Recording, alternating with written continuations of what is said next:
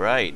Very good evening, ladies and gentlemen who just tuned in to Epic Gaming Television. Welcome, and you're watching Hearthstone Standoff number 3 here. I'm Babael, and joining me is Jerds. Jerds, say hi. Hi everyone, it's a pleasure to be here, and thanks for having me co-cast with you today. I'm pretty excited for some big games. Yep, pretty good stuff. So Jerds is, maybe you can tell us a little bit more about yourself and how you are associated in terms of Hearthstone and, etc. Yeah, sure. I'm an Australian-based gamer. I live in Brisbane, and I've been following pro gaming pretty much all my life, ever since my very first competition playing Doom 2, if anyone remembers that. But yeah, really passionate about Hearthstone at the moment, and looking to go pro. I feel like to be a good caster and personality, you probably need to play the game a bit too, so try to play a bit. I've got friends in Team NV, if you Aussies know them, so I'll be joining them soon for heading up the Hearthstone division. So yeah, just really really keen to be a part of the SEA scene. So yeah, again, thanks for inviting me, Babael. It's really cool.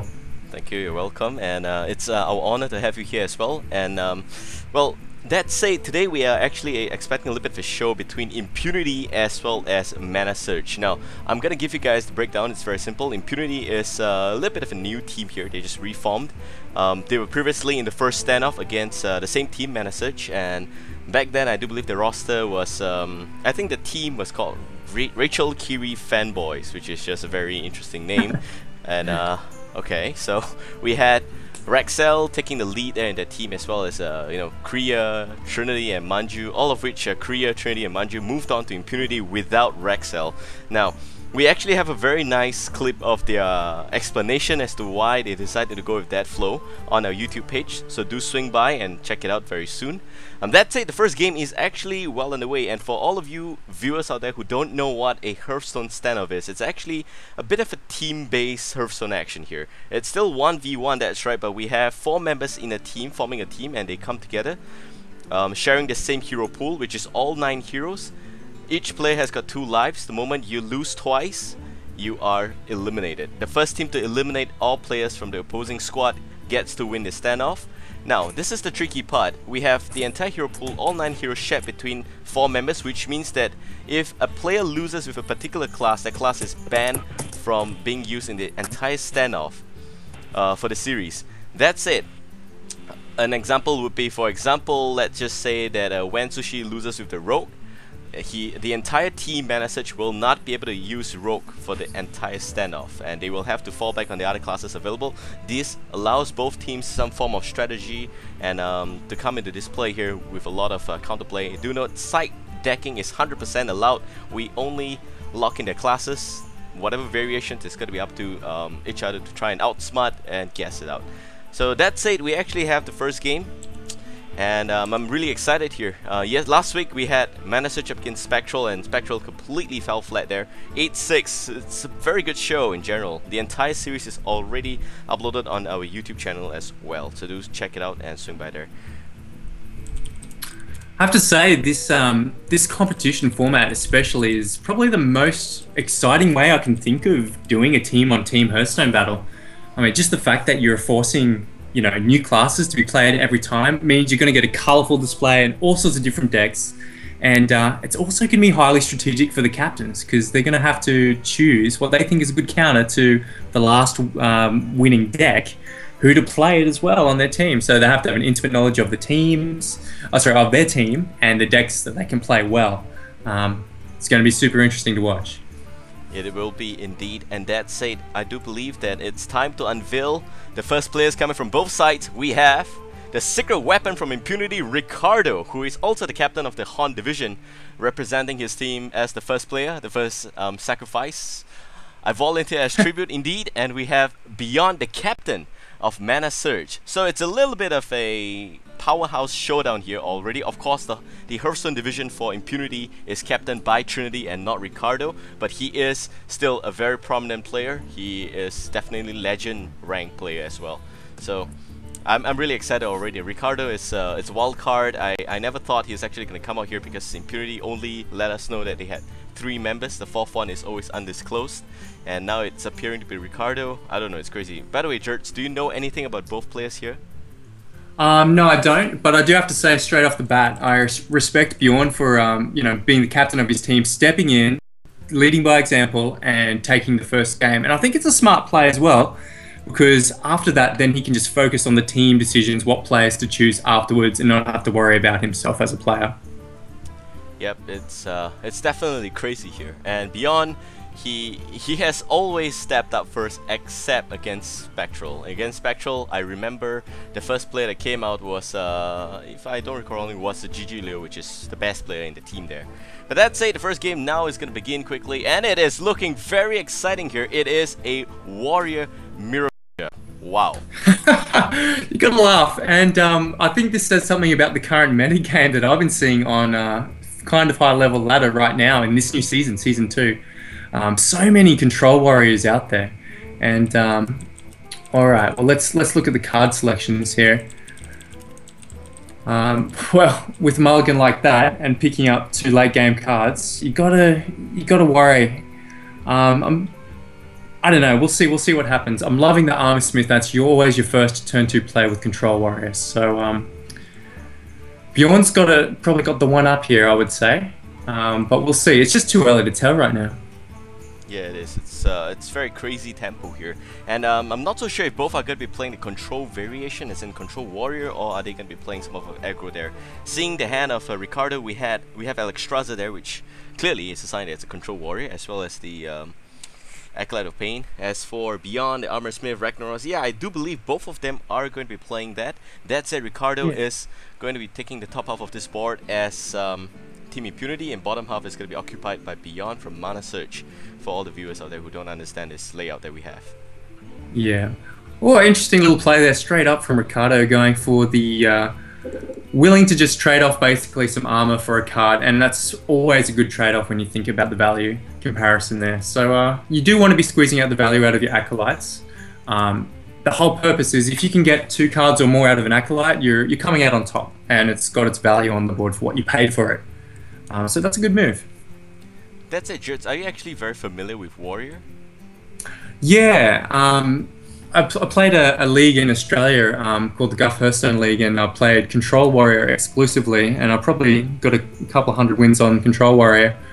Wow. And there's a lot of variations, but they are pretty much all the same. As you can see between these 2 decks, you've got Acolytes, Armor Smiths, and you're looking to get that damage and last until the late game. And we can see here, you've got Alexstrasza and Gorhal on one side and Greg on the other.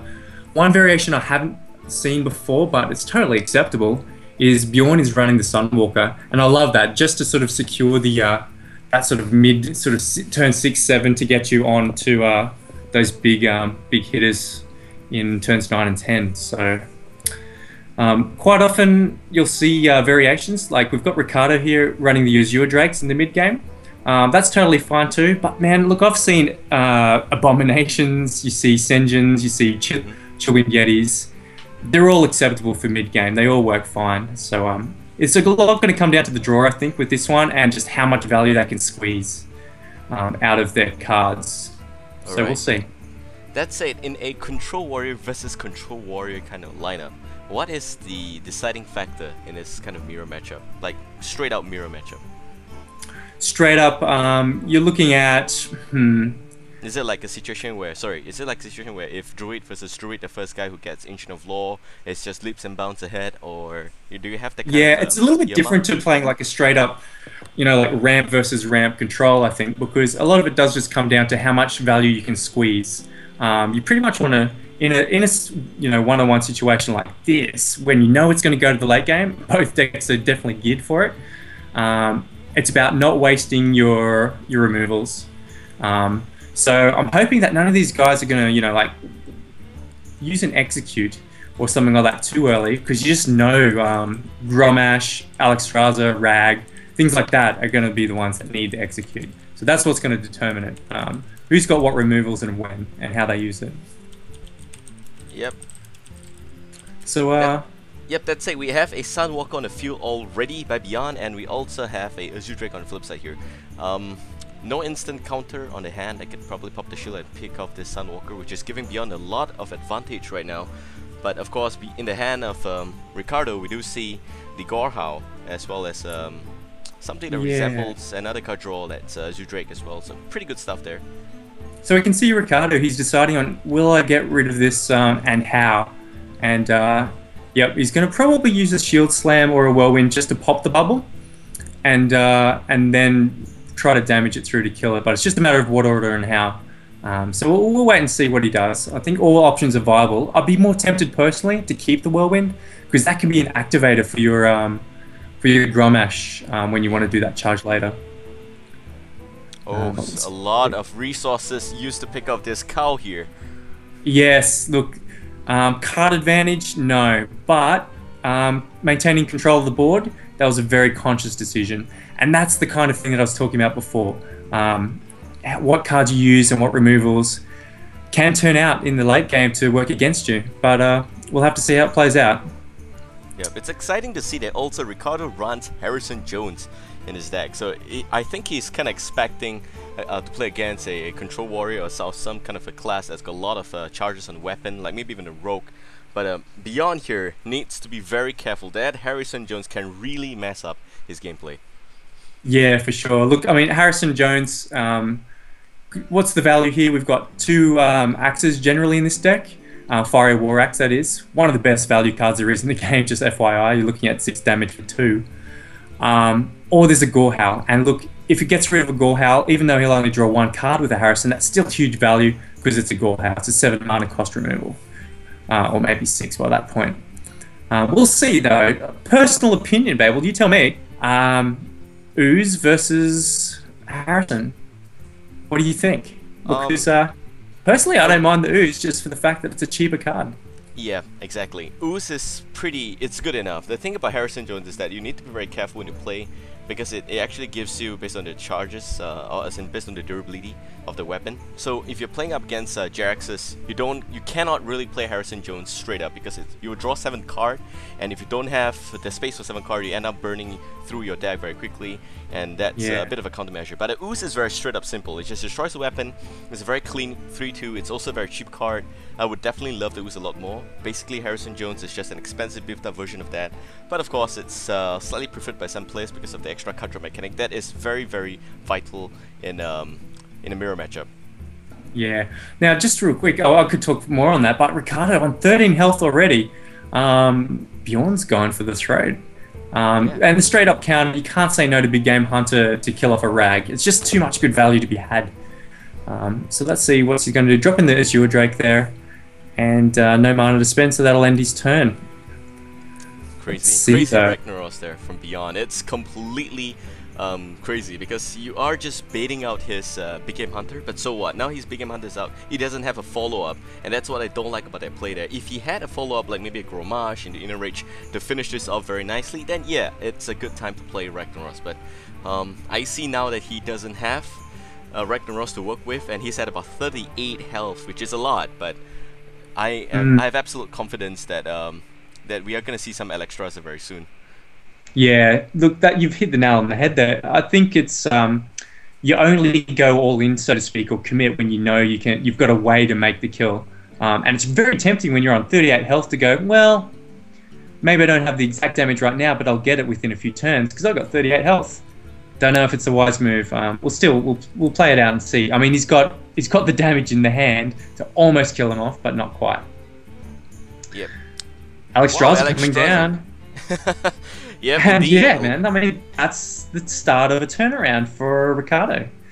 You know, and look, he just did 15 damage with 1 cast and put an 8/8 on the board.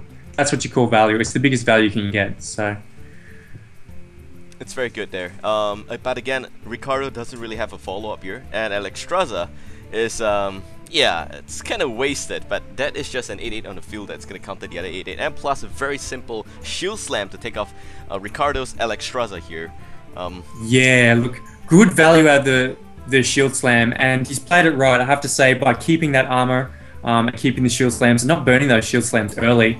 But of course, you need to have the shield or the armor to do it. Oh, he gets a Rickardo. lucky shield slam there, but he's just gonna execute the Electroza. So Rickardo using effectively 3 cards there to try and make sure that the Electroza died, whereas for Bj0rn using just 1. So at least the card favor is kind of swinging back slightly in favor for Bj0rn, but still not exceptionally good. He gets Black Knight, but it's not gonna be useful. Yeah, I mean, the Rickardo's not running any taunts, I would say, with this deck. So, and the same with Bj0rn, they both got a Black Knight in the hand. So, really, that's just a minion for 6, and probably one of the, lower priorities to be dropped. But yeah, we'll see. What options have we got here for Bj0rn, whose turn it is now? Yeah, this is going to be very, very interesting. He doesn't really have a turn. He doesn't. He can't drop the Grommash. Correct. Sorry, yeah, he can't drop the Grommash because it's only getting it knocked off next turn, so it'd be 10 damage for naught, and you really need it as your finisher. So maybe he has to drop the Black Knight. It's not the best value minion, and it'll probably get kicked off straight away, but at least that's damage not to the face. Not many options, really. Yep, not much options there. Not much for thought needed to be played here as well, but that's it, you're absolutely correct. Rickardo doesn't seem like he's running a ton minion. So playing the Black Knight here should generally be fine. It's just up to Bj0rn to realize that he doesn't really have a choice here. And, well, we'll just see if Rickardo does really run some big nasty taunts in his deck. But for now, Bj0rn is... oh, he might actually do the Grommash. He's doing it. He's going only because he probably didn't have another good play. So he thought, why not? That's a gamble, and it's basically all in. You don't want to be relying on top decks to win a game. So it's committed. He's dropped it. We'll see what happens. Do you think he'll enrage Grommash now?